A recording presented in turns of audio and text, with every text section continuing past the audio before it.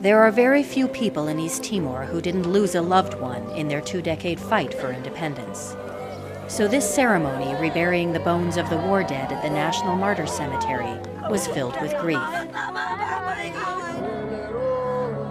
But it was also a day of pride, the 10-year anniversary of Timor's success in that push for independence from Indonesia, the neighboring country that had violently swallowed it whole in the 1970s, after Portugal abandoned its longtime colony. Flanked by dignitaries from around the world stood Xanana Gusmao. Once a resistance fighter, he is now East Timor's prime minister.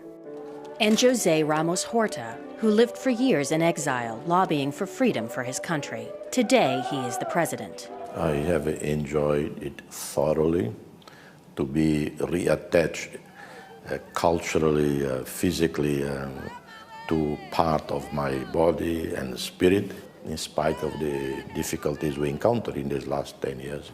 Timor-Leste. Difficulties of the past 10 years, because Ramos Horta, Gusmao, and their Timorese citizens have had to build their new country from the ground up. More than 100,000 people had died during the 24-year occupation, and when Indonesian troops finally withdrew in a spasm of violence, East Timor was left in ruins. Even today, its fragility remains obvious. Half its people live below the poverty line. Burned buildings remain on many corners. Unemployment runs as high as 40%. But overcoming adversity is not new to Timorese like Eduardo Bello Suarez, a former guerrilla fighter now making the transition to ordinary citizen. For me, myself, I have obligation. And I believe that everyone has obligation to feel the independence of this country. For Bello, that obligation meant starting a business and creating jobs. So he took a small grant given to him by the United Nations and made an investment. My business, or my carpentry, started from this wood plate. This is the very first thing you bought? This is the very first thing I had. In a place that has so little, even tables and chairs are important. Over 6,000 of Bello's desks are now in Timor's schools and government offices, and Bello now employs more than 600 Timorese. But even an army of Bellos is not enough to build a nation. From the beginning, that job has also fallen to the international community, backed today by 1,600 United Nations police and 800 peacekeeping troops from Australia and New Zealand. Although East Timor is only the size of Connecticut with a population of 1 million, the international community's job here has been one of its biggest ever undertaken. This has been, to some extent, a laboratory for the international community, and continues to be. Edward Rees first came to East Timor in 2000 with the UN mission. Today, he runs an international development group here. This was probably the first place where the international community played a direct and highly intrusive and controlling role in the Ministry of Finance and the business of tax collection and revenue generation and natural resources management. This was the first place that the United Nations played a role in the creation of a national defense force. While the UN provided crucial emergency services to those displaced from the fighting and oversaw successful elections, it had never before tried to build the institutions needed to run a country, and was given very little time to do it. The United Nations was here for 2 years. In 2 years, with the best of intentions, all the resources they could have mastered, and they did have a lot of resources, financial and human resources, they could not have built up a modern, functioning state within 2 years. I think given the time that they had, they made expedited decisions in order to get things done, to keep to the schedule that New York had given them, and they were the wrong decisions for the long-term stability of the country. Rees and other international analysts point to the mismanaged building of a professional military and police force, and a failure to properly integrate former guerrilla fighters, leaving them marginalized and disgruntled. Just as the UN was in its final stages of drawdown in 2006, political infighting tore apart these fragile institutions. Ian Martin is with the UN. What happened then was an implosion in the security sector, in both the army and also in the police, who ended up fighting each other and with major divisions inside each of those institutions. And the state itself, in many ways, collapsed. Violence cascaded into the streets. Dozens were killed and thousands again displaced. East Timor called for help. The international community sent new peacekeeping troops and scaled the UN back up.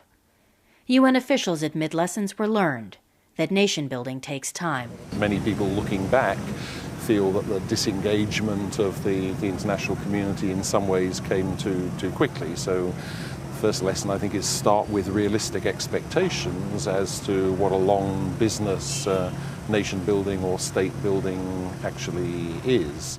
Louise Arbour, president of the International Crisis Group, agrees there was pressure to leave from all sides. In the case of Timor-Leste, what you had, I think, on the one hand, is a great appetite for those who were constructing their country to be free as soon as possible to take over that responsibility. And at the same time, I think a Security Council, a UN, not particularly anxious to stay any longer than was absolutely necessary. So you had a mix there that I think probably encouraged an exit that in retrospect was probably premature. Now that the international community is back, there is more focus on shoring up the police and military. Under the watchful eye of Australian peacekeepers, Timor's army and police recently squared off in a friendly shooting competition. Just 3 years ago, they were killing each other. Police Commander Longinos Montero is hopeful a corner has been turned. Why are exercises like this important for your forces? This is one of the proof that we can show everybody that we are working as a part of the state institutions. We are working side by side. We're sharing our ideas. We have to leave all the past gone away. Is what East Timor needs, because our people is suffering too much. It's uncertain if this camaraderie will hold. According to an International Crisis Group report, the Timorese government has resisted further reforms, such as instituting civilian control and defining the specific tasks of the army and police. Edward Rees says the UN is still struggling to figure out its role. The United Nations police, which are the largest link in the chain, are also the weakest link in the chain. Police officers are not institution builders. Their job is to train people how to be police officers. Their job is not to teach people how to run a police service, particularly when it comes to the civilian oversight and management of legislative issues, personnel issues, logistics issues, financial issues, budgeting, planning. The UN may be having better luck building East Timor's political institutions, including a 65-member parliament. Just a courtyard away from the impressive main chamber, a UN program is teaching staff everything from drafting legislation to scheduling a minister's daybook. So you will help with the speeches, yeah? UN staffer Tony Sisule came from Kenya to help. Working with my colleague Jonas, he's fresh from university, and that's probably the best you're going to get, a fresh graduate. He doesn't have work experience. I bring 10 years or so of work experience from many other countries. So we basically try to transfer this experience to the young Timorese who are coming up. 2-3 years down the road, I think they should be able to handle a lot of the functions on their own. Today, the capital Dili is becoming a bit of a boomtown. Building construction is everywhere. There's a new slogan here: goodbye conflict, hello development. A well-attended exposition promises a comfort never before imagined. Much of this is because the country got lucky. It struck oil in the Timor Sea. Just after the crisis of 2006 hit, oil revenues began to flow, a boon for the struggling government.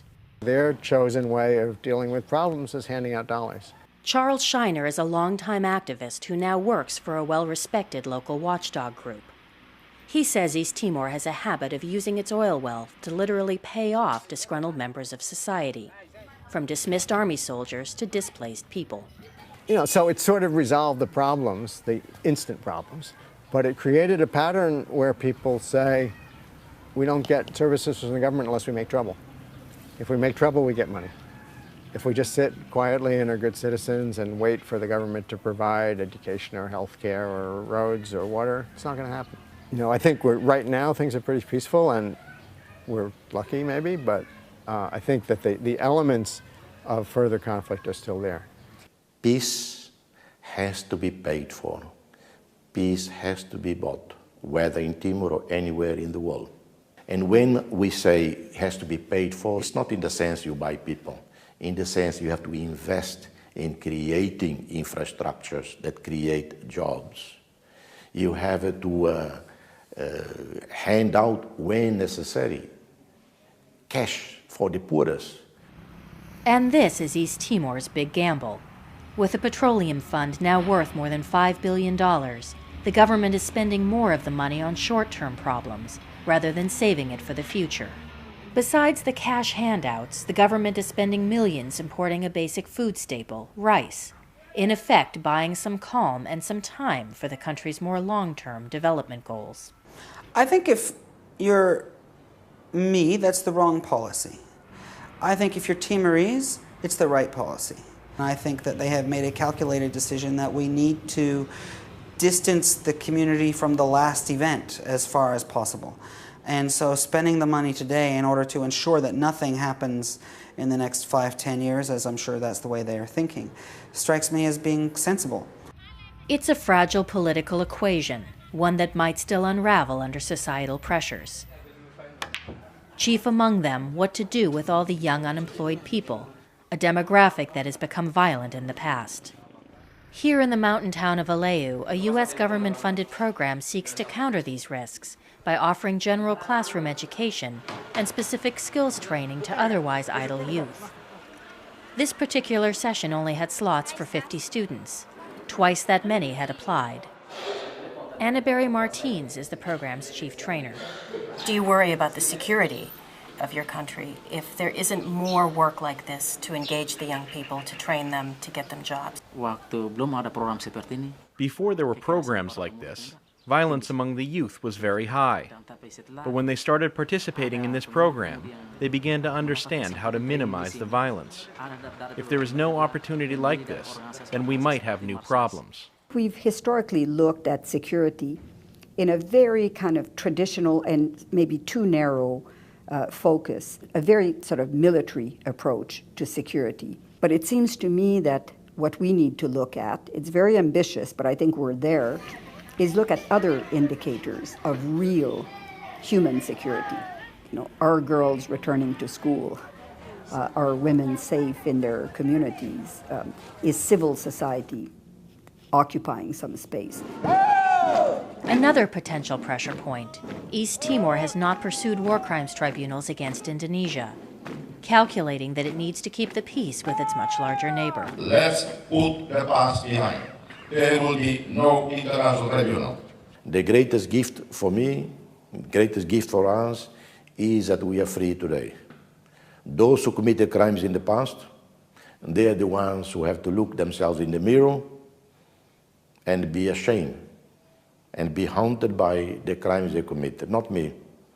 So this country must have the courage to move on. But there are concerns that many Timorese may not have the same capacity to forgive and move on as President Ramos Horta. Seo Lopez is a Timorese activist recently recognized for her contribution to society.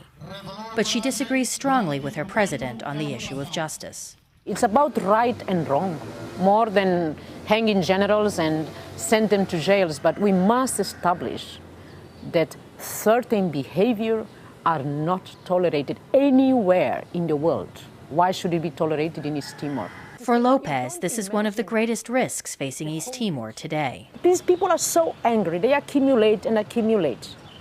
When there is an opportunity for all the closets to be open, because someone put a flame somewhere, it takes seconds, because it's just underneath the first skin of the surface. And this is still a very high risk.